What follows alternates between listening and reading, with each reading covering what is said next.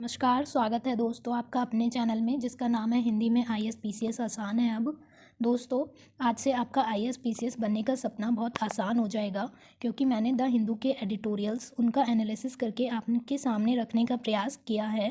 तो दोस्तों आप इस वीडियो को अंत तक ज़रूर देखें। दोस्तों यदि आप हिंदू के एडिटोरियल्स का एनालिसिस उनकी वीडियो चाहते हैं तो हमारे चैनल को सब्सक्राइब कीजिए और बेल आइकन दबा लीजिए। चलिए शुरू करते हैं। द हिंदू एडिटोरियल्स आज का है still a night mayor for domestic violence survivor, यानी कि जो घरेलू हिंसा के शिकार लोग होते हैं अभी भी उनके लिए एक बुरा सपना चल रहा है। ऐसा क्यों है, क्या संदर्भ है, वो देख लेते हैं। तो महिलाओं के खिलाफ सभी प्रकार की हिंसा के उन्मूलन के लिए एक अंतर्राष्ट्रीय दिवस मनाया जाता है 25 नवंबर।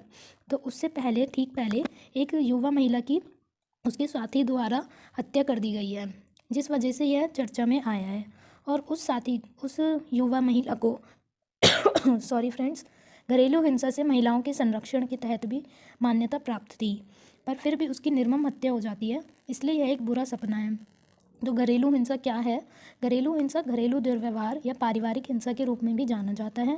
हिंसा या अन्य दुर्व्यवहार है जो घरेलू सेटिंग में होता है, जैसे विवाह या सहवास में। घरेलू हिंसा को अक्सर अंतरंग साथी हिंसा के पर्याय के रूप में प्रयोग किया जाता है, जो कि एक व्यक्ति द्वारा दूसरे व्यक्ति के खिलाफ घनिष्ठ संबंध में किया जाता है और रिश्तों में या पूर्व पति या भागीदारों के बीच हो सकता है। तो दोस्तों आपको घरेलू हिंसा का अर्थ पता ही होगा, जो शादी के बाद महिलाओं के साथ दुर्व्यवहार किया जाता है, या उन्हें दहेज के लिए प्रताड़ित किया जाए, या पति द्वारा कुछ गलत शिकार हो जाए। अधिकतर डीवी यानी कि डोमेस्टिक वायलेंस, तो डीवी लिंग आधारित है, यानी कि यह विशेष रूप से महिलाओं के खिलाफ ही होता है, जैसा कि आपको पता ही होगा। तो संयुक्त राष्ट्र ने क्या कहा है? संयुक्त राष्ट्र महिलाओं के खिलाफ हिंसा को लिंग आधारित हिंसा के किसी भी कार्य के रूप में परिभाषित करता है जिसके परिणाम स्वरूप महिलाओं को शारीरिक, यौन या मानसिक नुकसान या पीड़ा होती है या होने की संभावना होती है, जिसमें ऐसे कृत्य होते हैं जिसमें धमकी दी जाती है या ज़बरदस्ती की जाती है या स्वतंत्रता नहीं दी जाती। तो ये संयुक्त राष्ट्र महिलाओं के खिलाफ जो हिंसा की जाती है उसकी परिभाषा दी गई है। दोस्तों ये संयुक्त राष्ट्र की जो परिभाषा है इसे आप ज़रूर देख लीजिएगा, चाहे ये सार्वजनिक रूप से हो या निजी जीवन में हो। तो संयुक्त यहाँ पे भी एक बार विश्व स्वास्थ्य संगठन का एक रिपोर्ट है, एक डाटा है, वो देख लीजिए। दुनिया भर में 3 में से 1 यानी कि 35% महिलाएं जो हैं वो अपने जीवन काल में किसी न किसी या तो शारीरिक या यौन या फिर गैर साथी द्वारा शिकार होती हैं। तो ये जो है विश्व स्वास्थ्य संगठन का एक डाटा है, ये भी आपको ध्यान रखना चाहिए। भारत में डीवी यानी डोमेस्टिक वायलेंस, तो भारत के जो विभिन्न सर्वेक्षण हैं उनसे पता चला है कि हमारी सीमा बहुत व्यापक है, यहाँ पे बहुत ज़्यादा घरेलू हिंसा होती है। जब भले ही यह एक दंडनीय अपराध हो गया है, मानव अधिकारों का ये हनन करता है, फिर भी यहाँ पे घरेलू हिंसा थमने का नाम नहीं ले रही है। जैसे कि ये NFHS 5, ये जो नेशनल फैमिली हेल्थ सर्वे होता है दोस्तों, NFHS का फुल फॉर्म है नेशनल फैमिली हेल्थ सर्वे, जो 5वां था ये सर्वे। इसमें पता चला था कि हम ऐसे समाज में रहते हैं जहाँ महिलाओं के खिलाफ इतनी ज़्यादा हिंसा होती है कि 18 से 49 वर्ष की आयु की 32% जो महिलाएं हैं वो विवाहित महिलाओं को कभी ना कभी अपने पति द्वारा भावनात्मक या शारीरिक या यौन हिंसा का अनुभव उन्होंने महसूस किया है। तो आप देख सकते हैं कितनी ज़्यादा परसेंटेज है महिलाओं की जो शिकार हुई हैं। 32% महिलाएं अपने जीवन में किसी न किसी रूप में शिकार रही हैं, और उनमें भी ग्रामीण महिलाएं जो हैं, जो ग्रामीण महिलाएं हैं वो अधिक शिकार रही हैं। यह परिवार के अन्य सदस्यों द्वारा भी हिंसा की व्यापकता को नहीं दर्शाता है। तो 17 साल पहले PWDVA यानी कि एक कानून था जो एक पारित किया गया था डोमेस्टिक वायलेंस से रिलेटेड, जिसमें शामिल होने के दृष्टिकोण का वादा किया गया था, जिसमें नागरिक और आपराधिक सुरक्षा शामिल है। महिलाओं को घर के भीतर हिंसा से बचाने और समर्थन देने के लिए न केवल पतियों से, जो ये बना था कानून PWDVA। दोस्तों मैं इसका फुल फॉर्म बता देती हूँ। तो दोस्तों मैंने यहाँ पे PWDVA के बारे में लिख दिया है।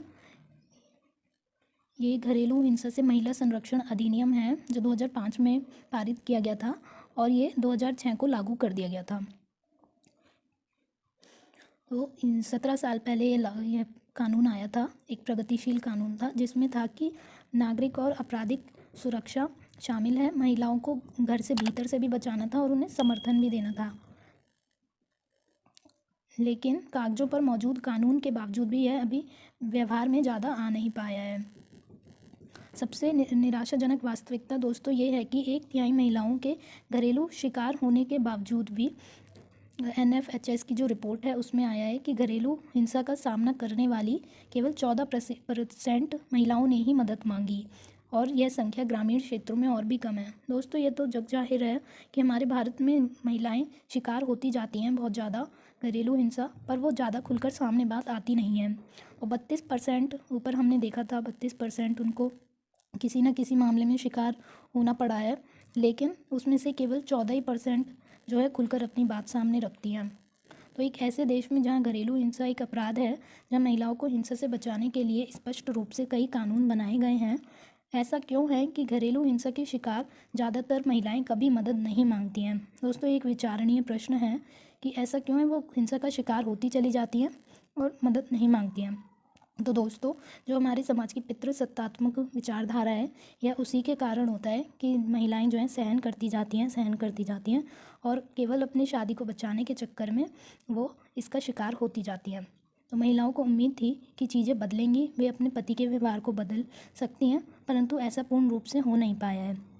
महत्वपूर्ण रूप से महिलाएं दूसरों पर, विशेषकर अपने परिवारों पर बोझ नहीं बनना चाहती हैं।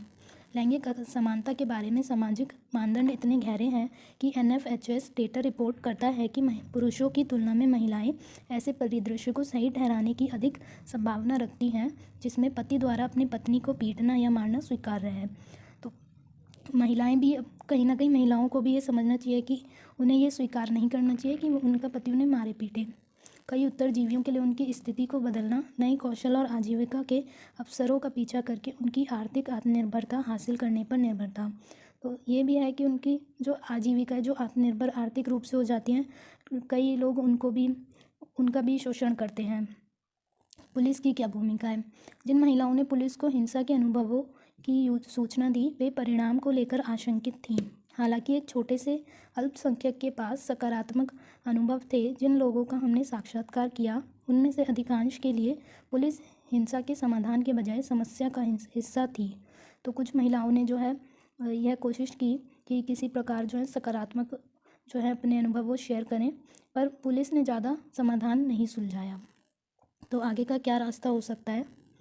सबसे पहला है लिंग आधारित कानून। विवाह, तलाक और विरासत कानूनों और संपत्ति के स्वामित्व में महिलाओं के खिलाफ भेदभाव को समाप्त करके लैंगिक समानता को बढ़ावा देने वाले कानूनों को लागू करना। तो लिंग आधारित समानता के जो कानून है उसे लागू करना चाहिए। दूसरा है वित्तीय स्वतंत्रता। महिलाओं को वित्तीय स्वतंत्रता ज़रूर होनी चाहिए, वरना वो डिपेंडेंट हो जाती हैं और उनके पास कोई और रास्ता नहीं रहता है। महिलाओं के खिलाफ हिंसा को संबोधित करने के लिए राष्ट्रीय योजनाएं और नीतियों का विकास होना चाहिए। चौथा है महिलाओं के खिलाफ हिंसा पर अपराध निगरानी डेटा एकत्र की जाए, मतलब कितना हिंसा कहाँ हो रही है, क्यों हो रही है, उसका पूरा एक डेटा बना के इकट्ठा करना, उसका विश्लेषण करना। पाँचवा है महिलाओं के खिलाफ हिंसा के मामलों को संभालने के लिए सेवा प्रदाताओं और कानून प्रवर्तन अधिकारियों की क्षमता निर्माण और प्रशिक्षण।